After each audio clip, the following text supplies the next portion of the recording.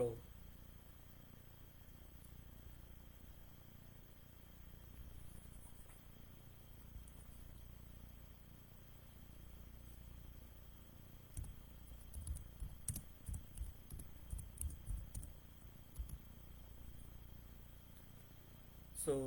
Good morning to all of you.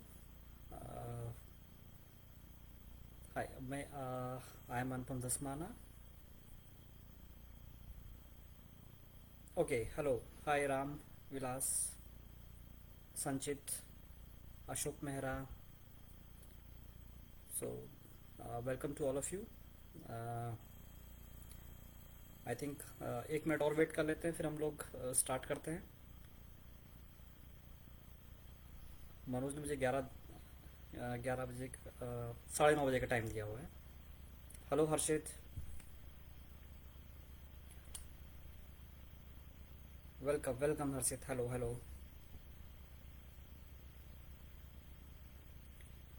Okay, let's start. So, thank you, Manoj. Thank you for giving me offer to give a talk to you. Uh, हर्ष. मैं अनुपम धस्माना हूँ. अभी मैं US में assistant scientist की position पर काम कर रहा हूँ यूनिवर्सिटी ऑफ टेक्सास के साथ. तो और good morning Ramvilas. Good morning. तो आप लोगों को मैं बताना चाहूँगा कि हम लोगों ने, मनोज ने और हम लोगों ने ही ये C T C S family जो है इसको इनिशिएट किया था. बिल्कुल स्टार्टिंग जो माइलस्टोन कहा जाता है कि we all are the milestone of the C T C S family. So my name is Anupam Ram Vilas. Anupam Anupam Dhasmana. या सो मुझे याद है सी टी सी एस जैसा आप लोगों को दिखता है, सी टी सी एस ऐसा नहीं है. पहले सी टी सी एस कुछ और रूप में था. मैं बात करूँ 2003 की बात करूँ तो 2003 में मनोज ने सूरज दीदी के यहाँ पर सेक्टर 13 में, उस टाइम सूरज दीदी रहा करती थी, वहाँ पर उन्होंने स्टार्ट किया था. कुछ कंपटीशन कराता था, आर्ट कंपटीशन जो थी वहाँ से कराता था मनोज. तो वहाँ से ये जो मनोज का बेबी है ये स्टार्ट हुआ. और फिर उसके बाद हर 5 जून को जो आपका एनवायरनमेंट डे होता है मनोज, उसमें कोई ना कोई कंपटीशन कराता रहता. हम लोग पार्टिसिपेट करते रहते थे उसमें, ऑर्गेनाइज कराते रहते थे चीज़ों को. तो C T C S as such जो है वो 8 जून 2008 को निर्धारित हुआ कि इसका नाम जो होगा कल्ट द कल्चरल सोसाइटी इसका नाम होगा. और okay, so I am live. Thank you Manoj, thank you for sharing this information. और 8 जून को हम लोग आकाश विकास दीप भवन जो था वहाँ पर हम लोगों ने करीब 8-9 लोग थे. हम लोगों ने मिलकर ये डिसीजन लिया कि हम लोग एक एनजीओ स्टार्ट करेंगे. और उससे पहले कोई एनजीओ का कोई सीन नहीं था. तो 8 जून को हम लोगों ने पूरी कागजी कार्रवाई जो थी वो करी. उसके बाद 9 जून को आई थिंक वो रजिस्टर्ड हुआ. और फाइनली जो सी टी एस था, कल्ट द कल्चरल सोसाइटी करके, जब उसको सी टी सी एस के फॉर्म में बोला गया तो उस फॉर्म में हम लोग उसको लेके आए. और आज मैं देख रहा हूँ कि सी टी सी एस भगवान की कृपा से बड़ा अच्छा काम कर रहा है और बहुत ही एक्टिविटी जो है उसकी बहुत बढ़ गई है. इनिशियली हम लोग थोड़ा छोटे लेवल में काम करते थे. इको मंथन हमारा एक बहुत स्ट्रॉन्ग इवेंट था जो कि हम लोग उसको प्रमोट करा करते थे. तो लोगों को हम लोग बोलते थे कि आप बर्थडे जब मनाते हो, आप गिफ्ट देते हो, तो गिफ्ट की जगह आप जो जो क्रिसमस ट्री हैं आप वो दीजिए. तो मनोज ने उस टाइम पे करीब 50-60 क्रिसमस ट्री जो थे वो दीदी के यहाँ रखवाए थे, सूरज दीदी के यहाँ. तो वही हम लोग का एक एक्टिविटी सेंटर हुआ करता था सूरज दीदी के यहाँ. तो हम लोग ने फिर उसके बाद बहुत सारे कंपटीशन ऑर्गेनाइज कराए, मतलब जो इन्वायरमेंटल है, अर्थ और इन सबको रिलेटेड थे. फिर धीमे धीमे जो मनोज का इंटरेस्ट था वो थोड़ा रूरल एरिया में भी गया. हम लोगों ने रूरल एरियाज में भी जाकर थोड़े से इवेंट ऑर्गेनाइज स्टार्ट किए. फिर चिन्हट हो गया जो लखनऊ का एक रूरल एरिया हुआ करता था एक टाइम पे, लेकिन अब तो बड़ा डेवलप हो गया है. मुझे तो बहुत टाइम हो गया गए उस साइड पे, लेकिन मैं भी इन लोग के साथ जाया करता था. तो वहाँ से ये सब चीज़ें स्टार्ट हुई. और it's a baby of Manoj. हम सब लोग तो कंट्रीब्यूटर थे. We just support to the Manoj. And Manoj, it's congratulations to you. It's a high achievement basically for you. You use your MBA degree in the form of the society. तो आप लोगों ने इस तरह से आपको यूज़ किया. तो और ये कोच जो फिल्म फेस्टिवल है, मैं इसमें कुछ वीडियोस देख रहा था। आप लोग, मुझे बहुत ज़्यादा टाइम नहीं मिल पाता है। मेरी जो रिसर्च जो है वो थोड़ा सा इस तरह से मुझे इंगेज रखता है कि मैं बहुत ज़्यादा टाइम नहीं दे पाता हूँ, लेकिन फिर भी जो बीच बीच में आप लोग के वीडियोस आते हैं मैं देखता रहता हूँ। छोटे छोटे बच्चों ने वो वेजिटेबल्स को लेकर जो भी ज्वेलरी उली बनाई थी, वो बिल्कुल बहुत ही ब्रिलियंट, बहुत अच्छा था वो। So congratulations to all of you who are the participating in the coach film festival. और मैं आपको अपने बारे में बताता हूँ थोड़ा सा कि मैं क्या हूँ। मैं इससे पहले आरएलबी से मेरी पढ़ाई हुई। आरएलबी लखनऊ आप सब लोग जानते होंगे, अगर आप सब लोग लखनऊ से वाकिफ़ हैं तो। वहाँ से फिर मैंने बी फार्मा किया। बी फार्मा करने के बाद फिर मैंने कुछ कॉर्पोरेट कंपनीज में जॉब की। फिर उसके बाद फिर मैंने एमटेक किया इंटीग्रल यूनिवर्सिटी से। पीएचडी की मैंने बायो इंजीनियरिंग से इंटीग्रल यूनिवर्सिटी से ही। उस टाइम मैं आईसीएमआर फेलो था। उसके बाद फिर मैंने एमिटी यूनिवर्सिटी में असिस्टेंट प्रोफेसर के पद पे रहा मैं। फिर मैं स्वामी रामा हिमालयन इंस्टीट्यूट देहरादून में असिस्टेंट प्रोफेसर के पद पे रहा। फिर वहाँ से मुझे मौका मिला कि अमेरिका आने का, तो मैं अमेरिका आया। पिछले साल ही मैं अमेरिका आया। तो मुझे 10 महीने अमेरिका में हो गए हैं। लेकिन जैसे ही मैं अमेरिका आया उसके 4-5 महीने फिर एक कोरोना का जो एक आउटब्रेक था वो स्टार्ट हो गया। तो जनरली मैं काम करता हूँ कैंसर बायोलॉजी पर काम करता हूँ। मैं कैंसर बायोलॉजी टॉक्सिकोलॉजी पे काम करता हूँ। तो मेरे जो रिसर्च आर्टिकल्स हैं, अगर आप लोग ढूंढना चाहें तो आपको नेट में मिल जाएगा। आप you have to just type the Anupam Dasmana, you get my research articles also. तो मोस्टली मेरे रिसर्च आर्टिकल्स जो है वो ड्रग डिज़ाइनिंग और कैंसर से रिलेटेड हैं। लेकिन जब ये आउटब्रेक स्टार्ट हुआ कोरोना का, तो हमारी यूनिवर्सिटी में जो हमारे चेयरमैन हैं उन्होंने हमसे बोला कि can you start some work on the corona virus also. So क्योंकि मेरे पुराने पेपर थे वैक्सीन से रिलेटेड, तो अब अमेरिका में बहुत बड़े बड़े साइंटिस्ट हैं, बहुत बड़ा बड़ा काम कर रहे हैं। I am just beginner on the front of the scientist basically. So लेकिन मैंने भी ये भी एक कोरोना वायरस से रिलेटेड मैंने एक प्रोजेक्ट सबमिट किया है यहाँ पर। जो यहाँ का जो साइंटिफिक एजेंसीज हैं, तो लेट्स सी अगर उन लोग को मेरा प्रपोजल पसंद आएगा तो hopefully we will start the work on the corona virus vaccine. और इसके अलावा फिर मैंने कुछ और भी काम किया कोरोना वायरस से रिलेटेड। कुछ जिस तरह से कुछ नेचुरल प्रोडक्ट्स होते हैं, जैसे कि मेरा इंटरेस्ट हमेशा जो प्राकृतिक चीज़ें होती हैं उन पर हमेशा रहा। तो मैंने सोचा कि हो सकता है कि कुछ इस प्रकार की चीज़ें हों, कुछ इस प्रकार के जो नेचुरल प्रोडक्ट्स हों जो कि कोरोना वायरस को हेल्प करने में आसान आसान हो। तो मैंने उस पर वर्क करना स्टार्ट किया। तो मेरा एक जो शोध पत्र है, एक रिसर्च आर्टिकल, वो भी अंडर रिव्यू, अब एक्सेप्ट हो गया है, वो आने वाला है जल्दी मार्केट में। तो अब हम लोग कुछ कोशिश करेंगे कि एक दो कुछ नेचुरल प्रोडक्ट्स को लेकर कोरोना वायरस के इन्फेक्शन को कम करने का प्रयास करेंगे। और देखते हैं कितनी सफलता मिलती है। Although my field is entirely different from the viruses to the cancer biology, लेकिन फिर भी थोड़ा बहुत जैसे बी फार्मा मैंने पढ़ाई की तो उसमें जो एक्सपीरियंस है वो हम लोग यहाँ पे यूज़ कर रहे हैं। और हर एक आदमी, मतलब अमेरिका में आपको बताएं कि हर एक आदमी लगा हुआ है काम करने में यहाँ पर। और एक अभी मेरे पास एक क्वेश्चन आया है कि सर आपके हिसाब से यूथ कैसे समाज की सेवा कर सकते हैं। तो अगर मैं बात करूँ इंडिया की, तो मतलब इंडिया जो है, जो यूथ इंडेक्स रैंकिंग होती है नंबर 1 पे है। और हम सभी लोग इंडिया में जो यूथ कहा जाता है मोस्टली जनरली 35 ईयर्स से कम के जो लोग हैं, तो उनकी जो तादाद, उनकी जो संख्या इंडिया में सबसे ज़्यादा है।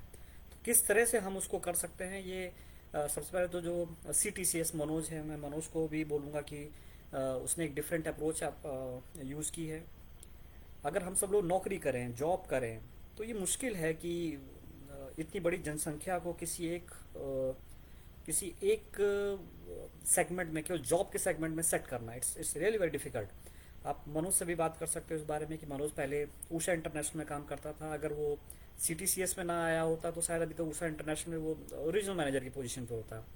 बट मनोज ने सोचा होगा कि क्यों ना कुछ अपना खुद का काम स्टार्ट किया, जो उसके थिंकिंग है और उसका व्यू है उसने स्टार्ट किया।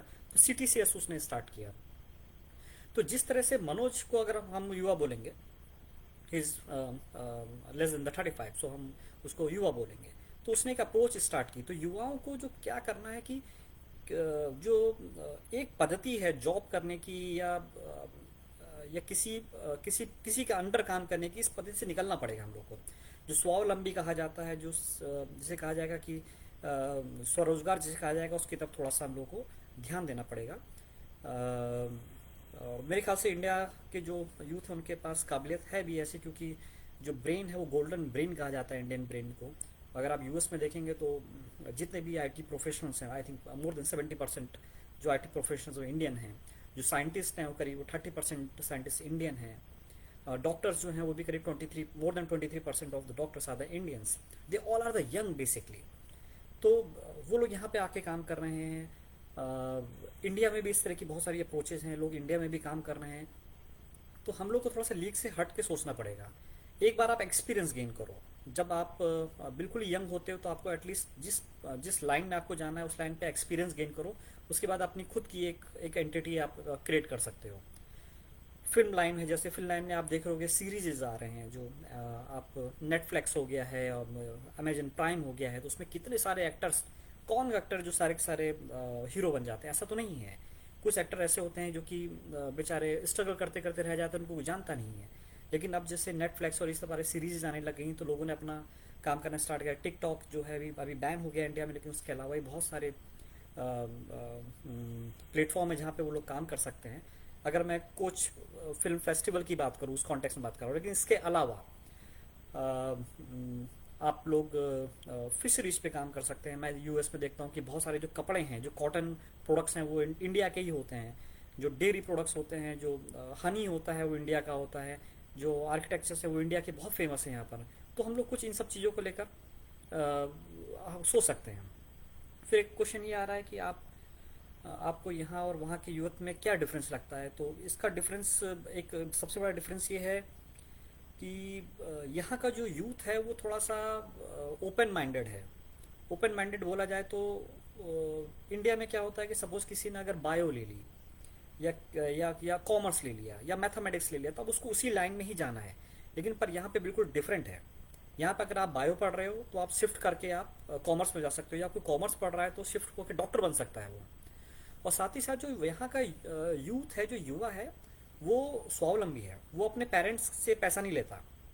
जो भी खर्चा उर्चा है वो खुद अपना बेयर करता है। यहाँ पे वॉलमार्ट्स हैं, यहाँ पे एचईबी है, बड़े बड़े शॉपिंग मॉल हैं, वो लोग वहाँ पे जाके काम करते हैं। तो मोस्टली मैंने जितने स्टूडेंट्स देखे हैं जो एमएससी कर रहे होते हैं, बीएससी कर रहे होते हैं, या एमबीबीएस कर रहे होते हैं, मेडिकल की पढ़ाई कर रहे होते हैं, वो सब लोग वॉलमार्ट में जाते हैं, काम करते हैं। उनको शर्म नहीं आती कोई भी छोटा मोटा काम करके, क्योंकि यहाँ पर कोई काम छोटा या बड़ा नहीं होता है। यहाँ पे जो काम करने वाला आदमी होता है उसकी सबसे ज़्यादा कदर है। इंडिया में थोड़ा सा मैंने देखा कि लोग थोड़ा सा इससे हिचकते हैं कि आप अगर किसी दुकान में जॉब करेंगे, कोई अगर पढ़ रहा है तो उसको अच्छे से नहीं देखा जाता है, या कोई अगर अखबार भी फेंक रहा है तो बोला जाता है कि मतलब उसको इस तरह से नहीं देखा जाता है। लेकिन यहाँ पे अमेरिका में ऐसा नहीं है। कोई अगर कोई कैसा भी काम करे, मतलब he is equally respectful person. मैं कुछ भी सुन नहीं पाया। Can you tell me all thing in short way. Okay Harsh, मैं ये बोल रहा था कि अमेरिका में जो यूथ है वो खुद काम करता है। मतलब वो अपने जो दिनचर्या के जो खर्चे होते हैं अपने घर वालों से नहीं लेते हैं। वो लोग अपना जो भी पैसा है वो अपना खुद कमाते हैं। जैसे वॉलमार्ट में काम करते हैं, या किसी गैराज में काम करते हैं, या किसी शॉपिंग मॉल में काम करते हैं। तो वो लोग ऐसे ही करके पैसा कमाते हैं। तो ये डिफरेंस मैंने देखा है कि अमेरिका और इंडिया में। क्योंकि इंडिया में जनरली जो पेरेंट्स होते हैं वो थोड़ा सा और पैम्परिंग करते हैं बच्चों की, नहीं नहीं बेटा तुम पढ़ लो, केवल पढ़ाई करो, तुम्हें और कुछ करने की ज़रूरत नहीं, हम कर रहे हैं। लेकिन यहाँ पे जो स्टूडेंट्स हैं, जो यूथ है, वो बड़ा इंटरेक्ट करता है लोगों से, खुद काम करता है, खुद पैसे कमाता है, खुद पढ़ाई करता है। तो उनको थोड़ा सा फ्रीडम दी जाती है कि जहाँ भी उनका मन है वहाँ काम करें। किसी को डॉक्टर बनना है तो डॉक्टर बने, किसी को सिंगर बनना है सिंगर बने। तो किसी के पास प्रेशर नहीं है। इवन यहाँ पर ये भी देखा जाता है कि किसी के नंबर भी नहीं बताता किसी को। सपोज कोई क्लास में बैठा हुआ है, कोई एग्ज़ाम हुआ और एग्ज़ाम में कोई अगर रिजल्ट भी आउट होता है तो रिजल्ट ऐसे नहीं बाहर नहीं लगाया जाता है। वो रिजल्ट सिंपली बता दिया जाता है, और कोई आपसे आपके नंबर भी नहीं पूछेगा आकर। तो ये डिफरेंस मैंने देखा है। आपके अनुसार क्या समाज सेवा के कार्य के लिए जुनून की ज़रूरत है या पैसा वाला होना ज़रूरी है? मेरे ख्याल से जो पैसा है वो खुदा, मतलब खुदा नहीं लेकिन खुदा से कम भी नहीं है। मैं तो ये बोलूँगा कि एक बार आपको सेटल होना ज़रूरी है। एक बार आप सेटल हो जाएं, जब आप सेटल हो जाएंगे तो आप दूसरों को भी प्रेरित कर सकते हो कि आप किस तरह से चीज़ों को आगे लेके जाओ। और समाज सेवा तो किसी भी स्टेज में की जा सकती है। ये ऐसा कुछ है नहीं कि आपको सब कुछ छोड़ के बिल्कुल सन्यासी बन के घूमना है। It's not like that. It just if you have a zeal, you have a feeling to do something, then you can do. Simple. Social work means अगर कोई आदमी परेशान है, आपने उसकी हेल्प की, इट्स अ सोशल वर्क। आप वृद्धाश्रम में गए, मुझे याद है कि मनोज मनोज क्या करते थे कि अ, जो मेडिसिन होती थी, साबुन होते थे, तेल होते थे, लोगों से इकट्ठा करते थे। इवन जो पुराने कपड़े होते थे इकट्ठा करते थे, बाद में उनको डिस्ट्रीब्यूट करते थे। It's just a social work. So it's up to you how you take a social work. ये कोई जरूरी नहीं है कि आपको सब कुछ छोड़ छाड़ के सोशल वर्क करना है। आप अपनी रूटीन डेली लाइफ में भी सोशल वर्क कर सकते हैं। अनदर क्वेश्चन इज दैट आप काम काम करके अपने पैरों पे खड़े होकर अपने हिसाब से कार्य करें। या इट्स ओके, या बिल्कुल बिल्कुल सही कहा आपने। मैं यही कहूँगा कि पहले खुद खड़े हों, तब आप दूसरों को खड़ा करने के लिए जा सकते हैं। तब आपके अंदर कॉन्फिडेंस ज़्यादा अच्छा आएगा, क्योंकि जब आपको लगेगा कि आप सिक्योर हो, आप सेफ हो, तो आप और अच्छे से काम कर सकते हो। इट्स माय ओपिनियन, ये मेरा ओपिनियन है। बाकी और लोग थोड़ा अलहदा विचार रख सकते हैं इसमें, है ना। तो it's all about the America, how the America do here. जो कोरोना है, जो आउटब्रेक है कोरोना का, बहुत ज़्यादा है। ये प्रॉब्लम है, थोड़ा सा यूथ जो है थोड़ा कुछ ज़्यादा ही फ्री फ्री है यहाँ पर, इसलिए कोरोना का आउटब्रेक कुछ ज़्यादा है। लेकिन हर एक आदमी अपने लेवल पे यहाँ पर कोशिश कर रहा है उस आउटब्रेक को कम करने के लिए। और मैं आप लोगों से भी रिक्वेस्ट करूँगा कि आप लोग भी सेफ रहें और सुरक्षित रहें। सबसे अच्छी बात यही है।